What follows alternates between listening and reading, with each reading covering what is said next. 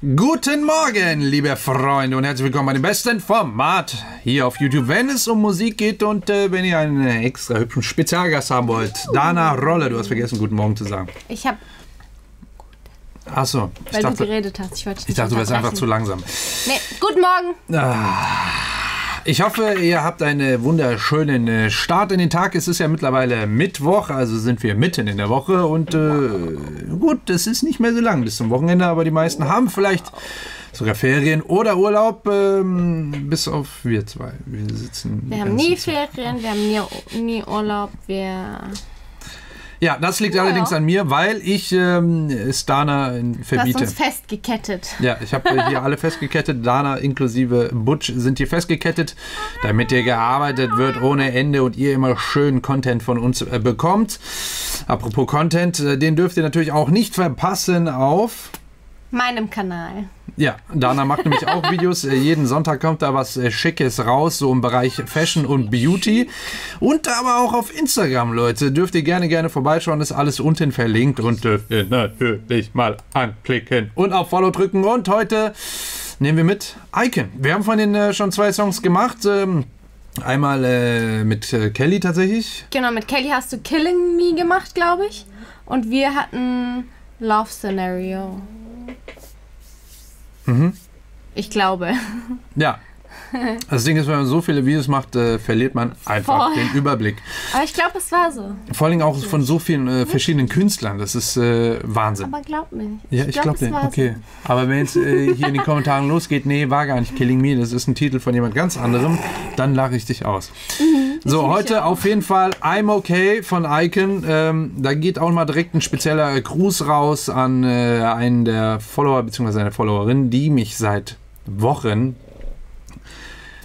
wirklich damit nervt. Ja, dann hier, Glückwunsch. You did it! Und zwar nicht nervt mit, sie schreibt es mir jedes Mal, sondern sie beleidigt mich sogar. What?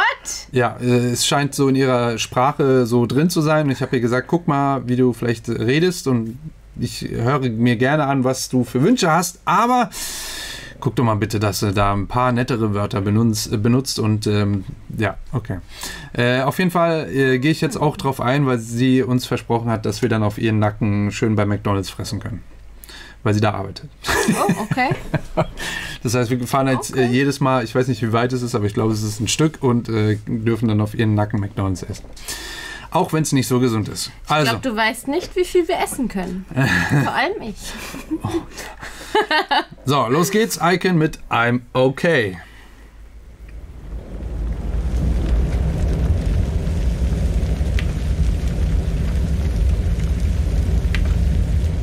I'm okay. 위로하지 마. 동정하지 마. 곁에 있어줄 필요 없어. 괜찮으니까. I'm okay. 걱정하지 마. 신경 쓰지 마. 차라리 혼자 있는 게 나. 익숙하니까. Schön. Fängt erstmal so richtig klassisch eigentlich mit einem Klavier, mit dem Piano an, aber hat er irgendwie so einen speziellen Sound dann eben drüber, so was meine ich, dass es dann irgendwie auffällt, dieses so ein bisschen krächzende, quiekige. Disharmonisches, möchte ich mal direkt sagen. Also es ist nicht direkt nicht harmonisch, aber es ist so detuned, also so ein bisschen out of tune, klingt so ein bisschen vom Ton her so ein bisschen daneben, aber gibt dem Ganzen dann einfach so einen Charakter schon und dann hier mit der schönen Stimme natürlich drunter klingt das dann irgendwie interessant und sowas meine ich, das ist sehr, sehr cool.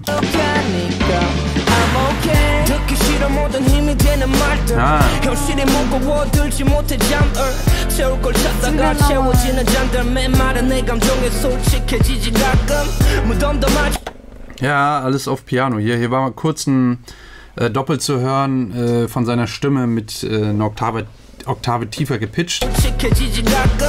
ganz leicht nur zu hören im Mix drin. Oh. Ja, muss man ganz genau hinhören.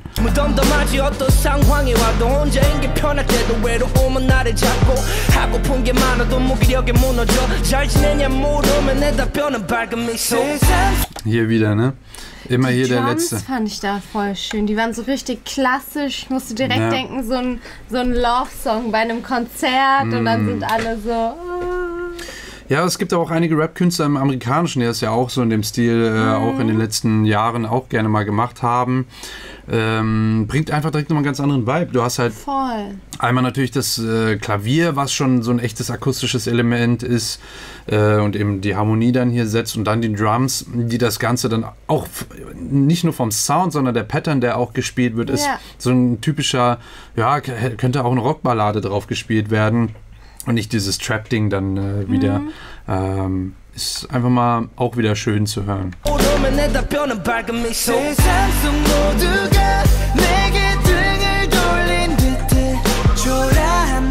ist geil.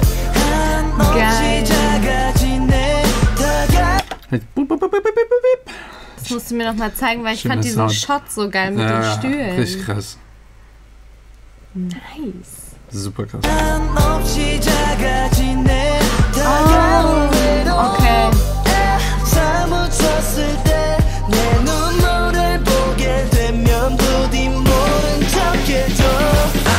Na, auch so ein ganz klassischer Drum-Fill-In hier mal als Übergang. Also, ja, sehr, sehr klassisch, einfach so ein bisschen oldschoolig. Wobei Oldschool, das ist eigentlich zeitlos, so etwas, weil es einfach eine echte Band dann quasi spielen könnte. Ja, das wollte ich auch sagen bei den Drums, weil die klingen so echt. Ja, aber dann zwischendrin sind da aber dann schon immer so Sounds, die das Ganze so auffrischen. Ja.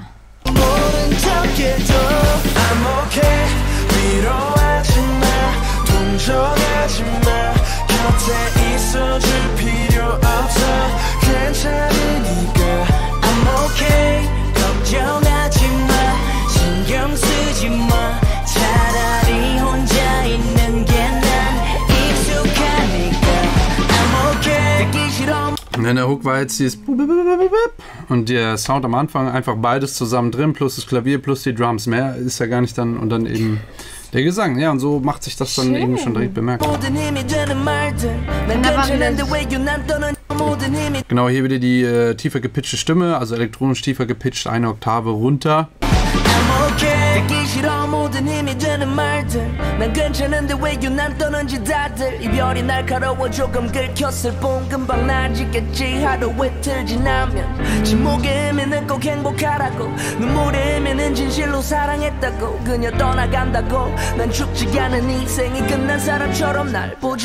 kam ein richtig schön Streicher so langsam fließend rein. Hast du die gehört? Oh, ich habe gerade so auf seine Stimme geachtet, weil ich die so schön finde in dem Part, wie klar man die hört, aber also irgendwie passt das alles so zusammen, weißt du? Die Instrumente sind nicht zu laut, seine Stimme ist nicht zu laut, aber man hört sie trotzdem so super klar und gezielt.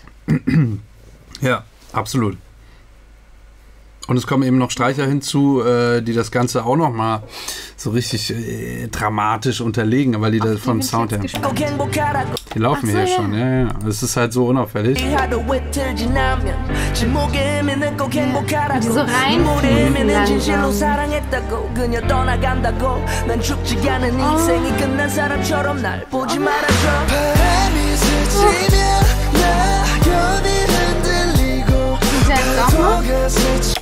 Sind die da jetzt auch noch? Ja, also, ja, genau. Es sind ganze, kommt wahrscheinlich ein ganzes, so ein kleines zumindest Streicherensemble ist da zu hören. Oh, schön. Sehr, sehr schön, ja. Das unterstützt einfach diesen Balladencharakter auch nochmal.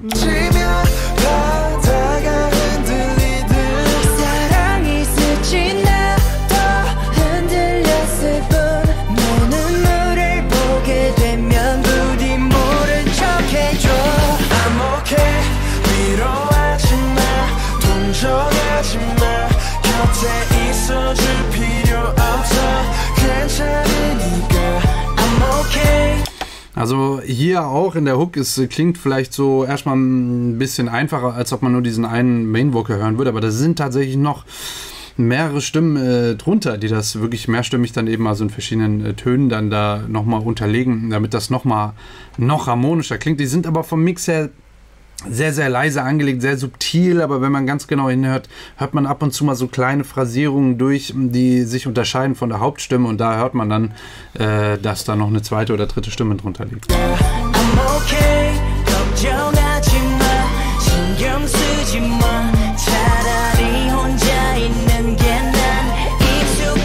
Ich glaube, da ist sogar eine Stimme mit reingemischt, die dieses tiefer gepitchte auch hat.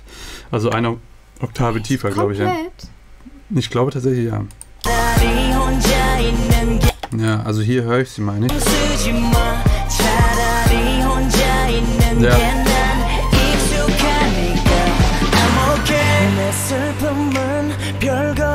Wow.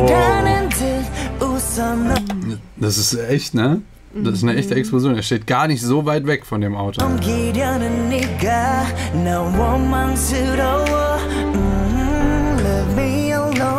Snaps.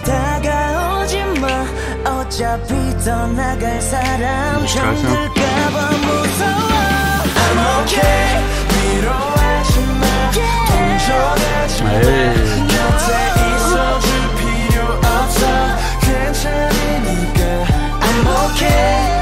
Oh, cool. Weil er hier in eine Harmonie reingeht mit seinem Adlib.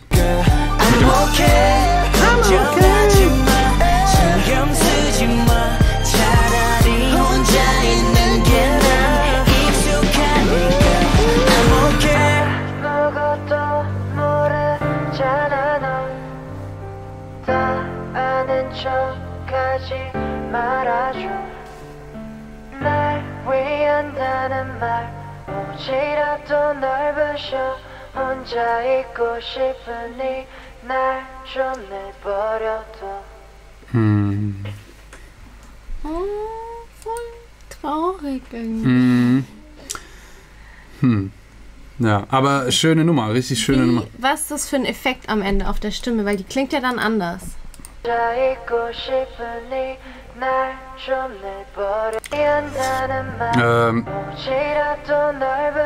Ja, hat ja so ein bisschen Radioeffektmäßig was drauf. Ja, okay. Das kann man eigentlich immer schon umsetzen durch einfaches Equalizing, also dass man die Frequenzen der Stimme sich anpasst, so wie man es möchte, dass es einfach ein bisschen radiomäßiger klingt.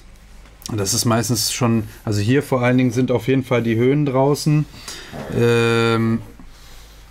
Sind die Höhen draußen und die Tiefen. Ja, Butch hat sich verschluckt wahrscheinlich. Genau, sind die Höhen ein bisschen draußen, die Mitten werden ein bisschen reingedreht und sowas halt. Und dann auf jeden Fall Reverb, also dass so ein Nachhall noch drauf ist und Delay. Genau.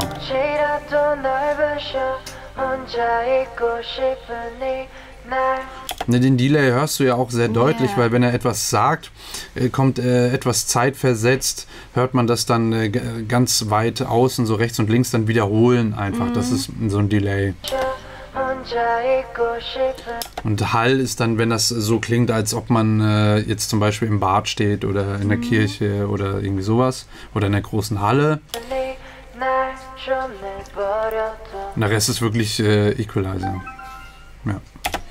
Gut, schöne Nummer. Schön. Das ist echt wirklich eine schöne Nummer. Auch ich finde es echt erfrischend, auch wirklich nochmal, um das nochmal zu betonen, mit diesen wirklich echten Instrumenten. Ja, und so klassische Elemente oder Pattern, die teilweise spielen.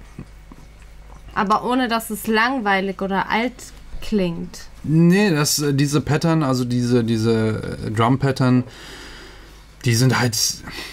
Die sind zeitlos, ja. Das kannst du immer spielen. Das ist sowieso, das wird nie alt. Noch dazu, ich meine aber wirklich auch akustisch einfach so, wie die klingen, ist es einfach mal erfrischend, auch eine K-Pop-Nummer so in die Richtung zu hören. Klar, haben wir auch schon einige gehört und so weiter, aber das hier in so einer richtigen Balladenform und dann mit so einer traurigen Message noch.